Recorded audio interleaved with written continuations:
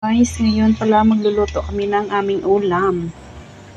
Puta ng aming lulutuin. Ayan po yung bibi ko. Nagluluto. Luluto kami guys. Ako lang Mama ko lang. Mama ko lang. Ayan po siya. Nagluluto. Pagluto daw ako, chart. Yan, ang galing-galing. Akala mo ko marunong. Hindi naman.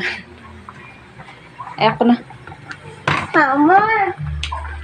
Ito po yung ulam namin. Ang sarap. Plus, wow.